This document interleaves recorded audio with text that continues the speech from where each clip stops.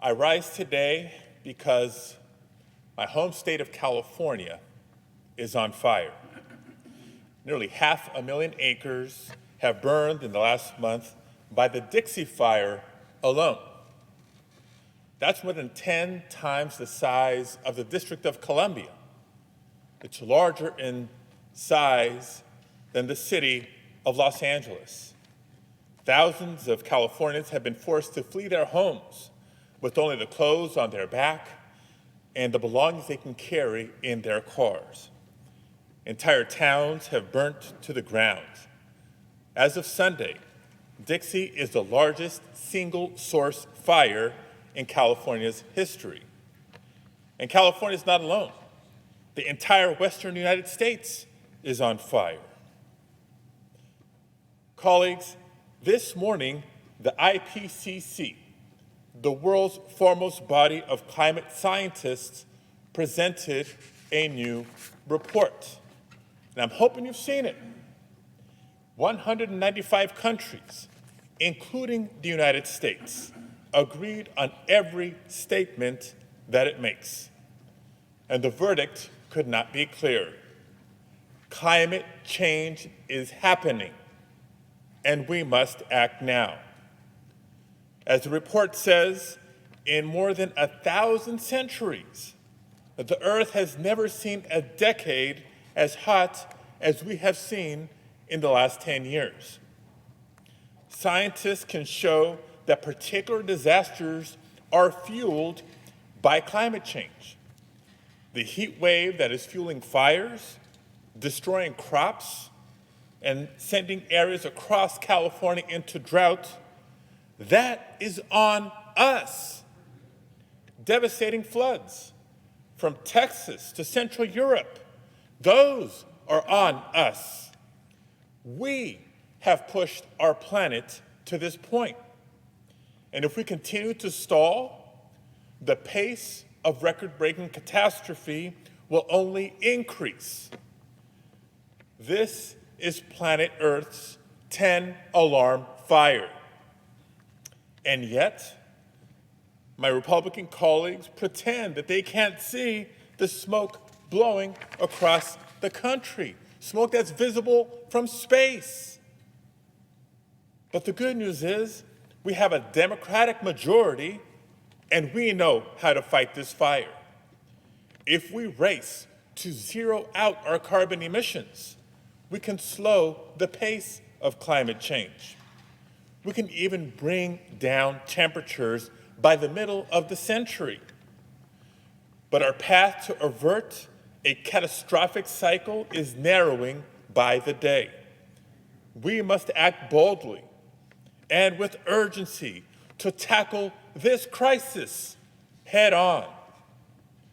Across the country, across industries, and across the world, we need to end our dependence on fossil fuels. We also need to aim high and fully fund transformational infrastructure that will allow us not just to survive this transition, but to come out better than we were before. On a zero-emission school bus, students won't have to breathe dirty air.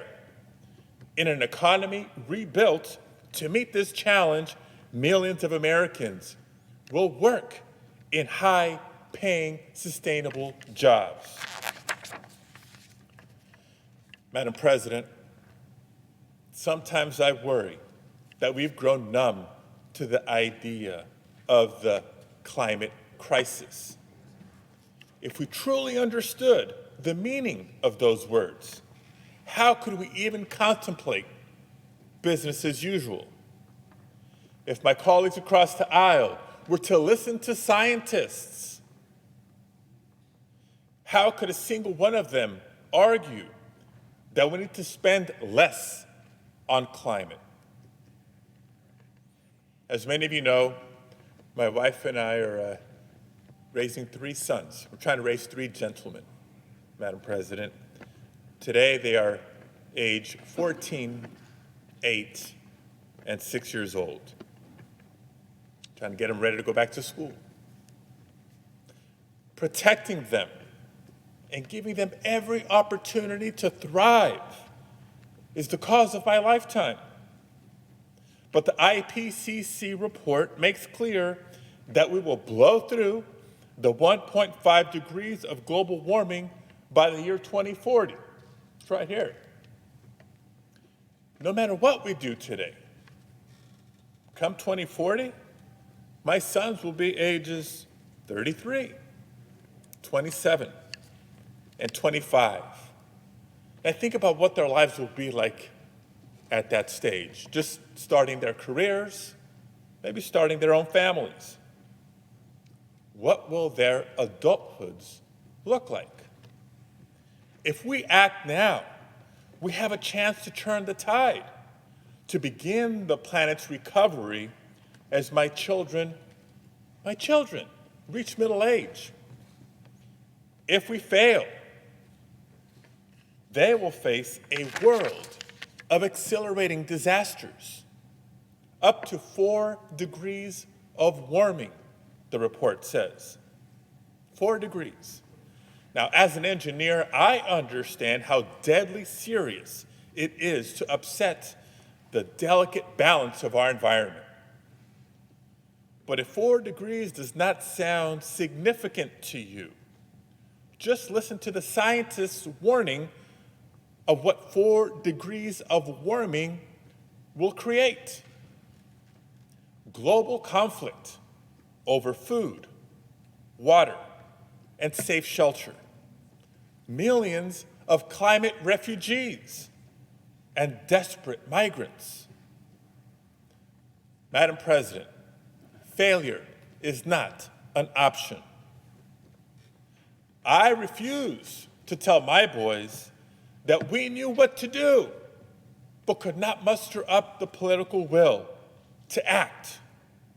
I refuse to leave to them a world where their lives are defined by climate disaster, where they fear that every summer will bring the fire or drought or storm that consumes their home. I refuse to leave that world for my children or for anyone's children. That means time is of the essence. Climate cannot be on the chopping block of any budget. It's non-negotiable. So let's rise to meet the challenge of our generation. We cannot, we will not let our home burn.